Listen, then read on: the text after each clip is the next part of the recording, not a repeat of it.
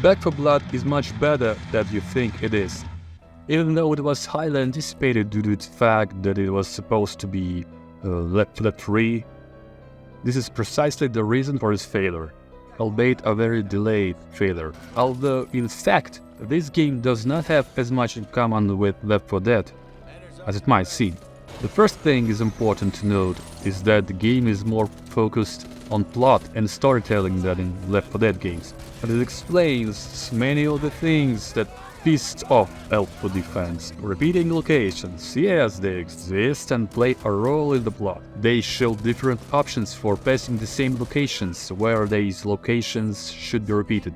Danger lurks right at the gates of a safe city, so every exit through the gates is accompanied by different dangers. Many players speak negatively about this feature, but it adds depth and realism to the gameplay.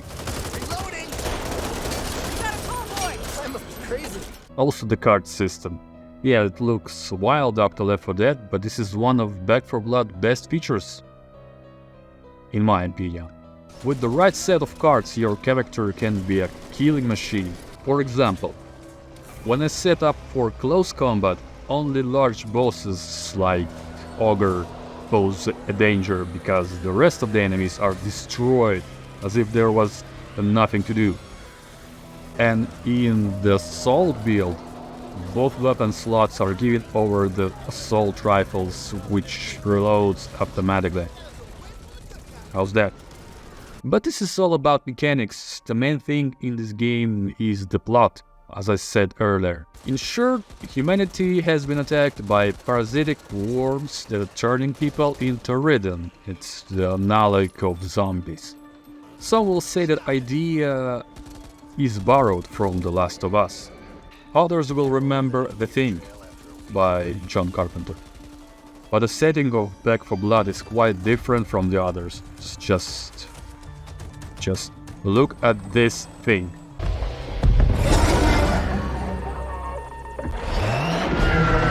How often have you seen a final boss like this in body horror game? Now seriously. The game itself explains how the Ridden got so much power. It's all due to human short-sightedness. We had no more drugs. We had to dispose of the bodies to curtail outbreaks of ancillary diseases. It all happened so fast. We didn't realize at the time we were providing the perfect breeding ground. There were just so many bodies. Now, you want us to clean up your mess. And what were we to do? Please, tell me. I still don't have an answer. After defeating the giant flesh monster, the joy does not last long.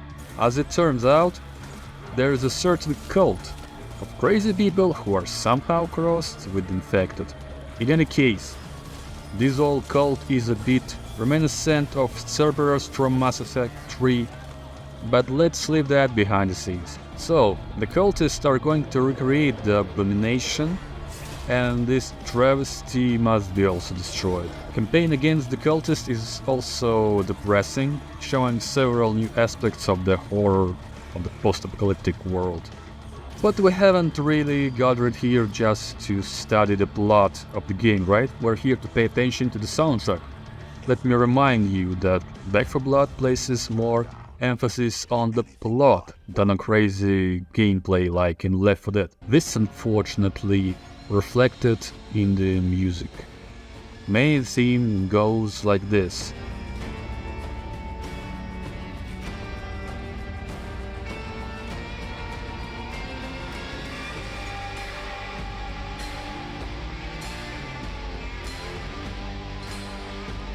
This music well conveys the existing atmosphere of ominous horror, but which has already become familiar to the clean. I mean, that's why the music is so drawn out and unhurried. Yes, infection, the apocalypse is crazy. Certainly, but you know, people have already gotten used to it. This theme conveys this feeling well, but this is still first and foremost an action shooter game. In fact, and that pace of music does not really fit with this. If you remember, Left 4 Dead had no obvious plot at all. Characters were colorful, but without any specific story. That all came later. First, there was action and gameplay, and then plot details were delivered. Therefore, it seems to me that the music in Back 4 Blood should have been made more aggressive and rhythmic, because it's more suitable for action since the time of the first Doom. So I made my own remix of the original Back 4 Blood theme, and I want to share it with you. Also, don't forget to leave a comment and say which game you're interested to be reviewed next.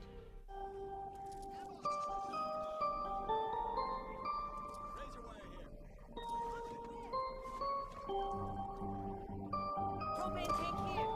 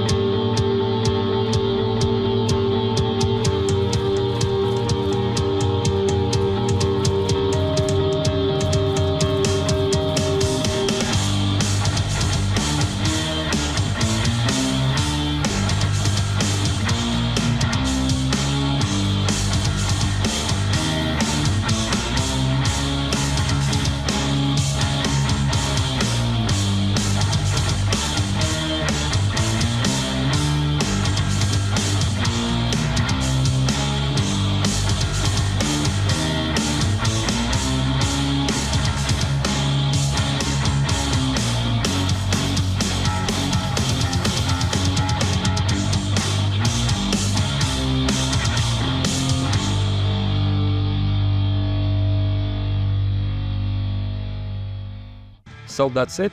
Happy Halloween! Don't forget to subscribe, and I hope to see you next time. Bye!